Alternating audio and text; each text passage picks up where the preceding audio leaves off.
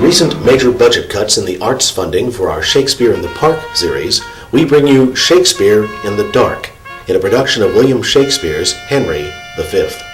Oh, for a muse of fire that could ascend the brightest heaven of invention, a kingdom for a stage, princess to act. Oh! What is that there? And monarchs to behold the swelling scene. I think my leg is bleeding. Then shoot the warlike Harry. Look, this is ridiculous. Come on, keep going, mate, keep going. Like himself. Ah, my foot! Ah, you bastard! A silver of marble! That's my face, Sorry. Well, you can stop feeling it now. Right. Whoa! That is heels feasting like hounds from famine sword fire! My testicles have trodden on them. Sorry. So right now. You think for something like this they give us costume? Where is everyone? This budget version of Shakespeare in the Dark will now be discontinued. Join us next week for Charles Dickens' A Tale of Two Lawsuits.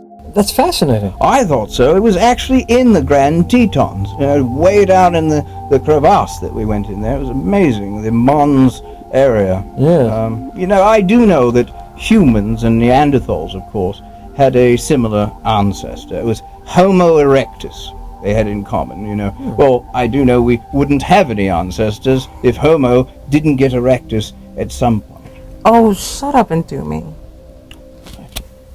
Oh, yeah. Needed an airbag there. We've been at this particular dig site for about 15 years. Well, in clown time, of course, that's only 15 minutes. I don't know if you've seen their act. No. Certainly seem that way. Yes, do watch your step.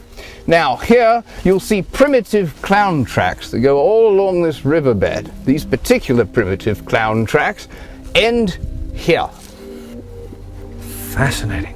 Is it? Can we see that? Can we get a close-up? Yes, take a look at that. Can we see that? Yes. There they are. Now you'll see that two velociraptors must have come here. The tracks abruptly end.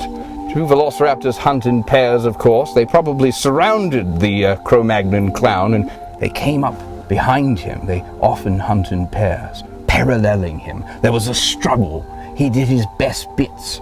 Then they quickly devoured the Cro-Magnon clown, despite his using the slap stick, which only infuriated them. I don't know if you know this, Mr. Legina. Velociraptors have no sense of humor. To date, there's been no record of a funny bone in the fossil record at all.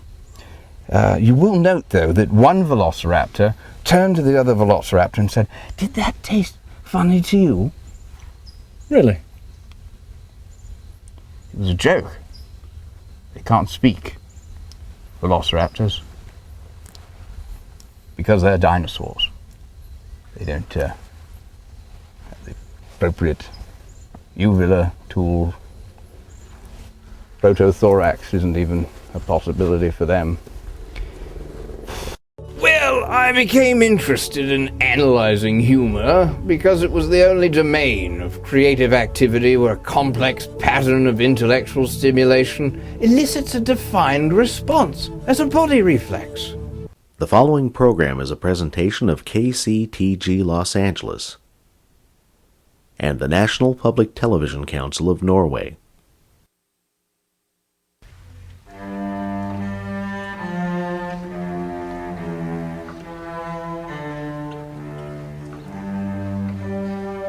Hello and welcome to Cinema Chat. I am your host, Sten Torkelsen, a documentary filmmaker from Oslo, Norway. And with me is my lover and co-host, Tanya van der Hooter, chief film reviewer for Gosh, the internet magazine of Marxism, cinema, and vegetarian cuisine. Yeah?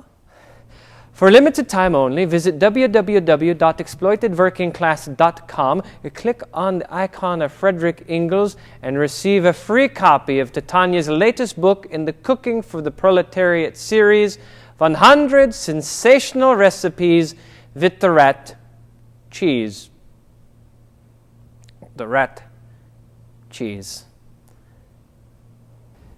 Well, tonight's show is a special labor of love for me, as we will be focusing on the subject of a documentary that I've been working on for nearly 2 years now. Of course, I'm referring to the much-loved and highly influential Norwegian comedy team of the Sturm and Drang. Let us take a look now at this rarely seen clip from their debut at the International Cabbage Chopping Festival in Trondheim, Norway in 1960 and 2.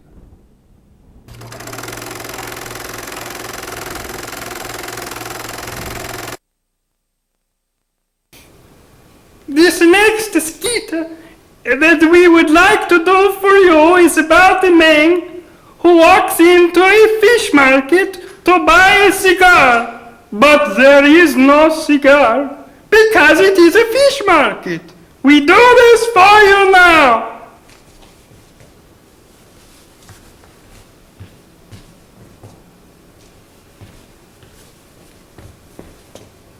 Hello, I would like to buy a cigar. But this is a fish market. Who can keep a straight face after seeing that? However, once the laughter has ended and we dissect the structure of this deceptively simple scene, we begin to see that there is much which lies underneath the surface. Let us begin now with the now famous pivot. Titania? The pivot represents a major turning point, not only in Scandinavian comedy, but in worldwide political thinking as well. At the end of this skit, Sturm and Drang pivot towards the audience. This was long attributed to the silly notion that Norwegians are a gloomy people, incapable of recognizing that the skit had ended and in need of an indication that it is appropriate to laugh. Now, while it is in fact true that Norwegians are gloomy, stupid, and apolitical, it is ridiculous to believe that this had any bearing whatsoever on Sturm and Drang's creation of the pivot. Let us take a look at this clip now from their 1966 appearance on Gail Sondergaard's big show of comedy.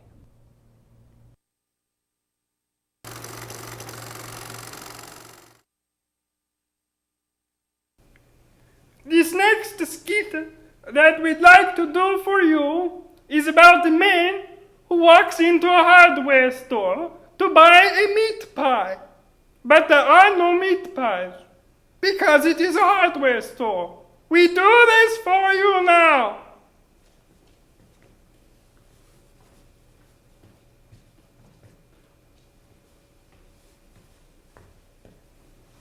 Hello, I would like to buy a meat pie. But this is a hardware store.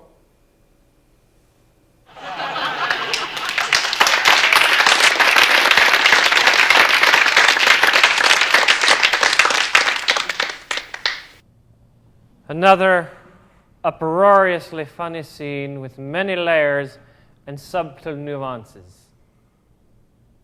Titania? Sten, you are a capitalist pig. Yeah.